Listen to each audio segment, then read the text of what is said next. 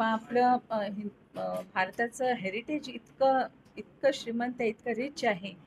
For example आता आपल्या आदिशंकराचार्यांना आपल्याला जग हे मिथ्या आहे हे पहिलं सांगणारे आदिशंकराचार्य, की इट इज ओनली परसेप्शन. पण तीच गोष्ट ज्या वेळेला बाहेरच्या 3 लोकांनी त्याच्यावरती स्टडी करून क्वांटम फिजिक्सच्या नावावरती ज्या वेळेला त्यांनी ते संबंध जगासमोर मांडलं तर त्यांना नोबेल पीस मिळाले. आणि नोबेल प्राइज मिळालेला आहे. आणि पण आपण म्हणजे त्यांची वावा नाही करायचं असं नाही, पण ओरिजिनेट कुठून झालं तर we should be proud of our heritage. ना आपल्याला हेरिटेज आपलं माहिती पाहिजे. इट इज नॉट अबाउट की तुम्ही 2 उदबत्त्या आणि 1 दिवा. It is not about that. It is about a discipline आणि आपल्या कल्चरचा आपल्याला अभिमान असणं हे तर पाहिजेच. शंकराचार्यांच्या तत्वज्ञानाचा तुम्ही प्रचार आणि प्रसार करायचा म्हणताय, तर तो कसा असेल, त्याचं माध्यम काय असेल? फक्त श्लोक आणि हे असेल काय? आणि जे मी तुमच्याशी बोलते एकंदरीत त्याकरता काही कार्यक्रम पाहिजे? अशाच तऱ्हेचे आम्ही एक जवळजवळ 1.5 तासाचा कार्यक्रम होतो. त्याच्यामध्ये आदिशंकराचार्याच्या जेवढ्या रचना आहे,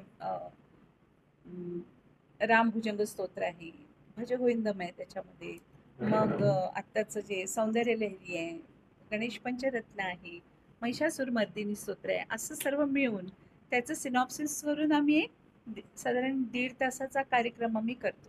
की बेसिकली त्याचा उद्देश आहे की त्यांच्यामध्ये अवेअरनेस यायला पाहिजे की आपले धर्मगुरू आदिशंकराचार्य आहेत आणि त्यांनी सनातन लोकांना एकत्र आणण्यासाठी केलेलं, नाही का डिवाइड करायला नाही.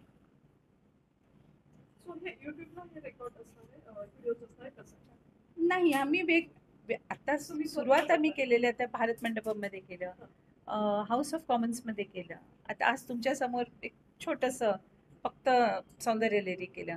तसं आम्ही आता कॉर्पोरेट्सना अप्रोच करतोय की त्यांच्या ॲन्युअल फंक्शनला किंवा स्पेशली म्हणजे लोकांनी येऊन दे शुड बी अवेअर की कोण आदिशंकराचार्य.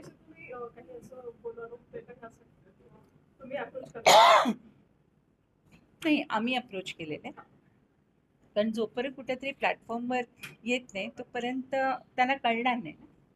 हाऊस ऑफ कॉमन्स तुम्ही जेव्हा पहिल्या आहात भारतीय, काय एकंदरीत अनुभव होता? अतिशय सुंदर, खूपच सुंदर. कारण त्यांना ज्यावेळेला आम्ही ग्लोरी ऑफ सनातन ह्या नावाखाली आम्ही ज्यावेळेला त्याचं व्हॉट सनातन स्टँड्स फॉर हे ज्यावेळेला एक्सप्लेन केलं तर ते एव्हरीबडी सगळेजण रिलेट करू लागले. म्हणजे त्याच्याबरोबर सनातन इज फक्त वे ऑफ लाईफ. म्हणजे ज्याप्रमाणे युनिव्हर्सने आपल्याला हे आखून दिलेलं आहे की सगळे तुम्ही वसुदैव कुटुंबकममध्ये येतात. आपण जर का किती म्हटलं की नाही मी ह्या जातीचा नाही त्या जातीचा आहे तर कोणाकडनं 8वा सूर लागलेला नाही ना, 7 सुरामध्येच गावं लागतं. किंवा जे अल्फाबेट्स आहेत आपले ते ए आणि झेड, तर एच्या आधी नाही काही नाही झालं आणि झेडच्या नंतर काही नाही झालं.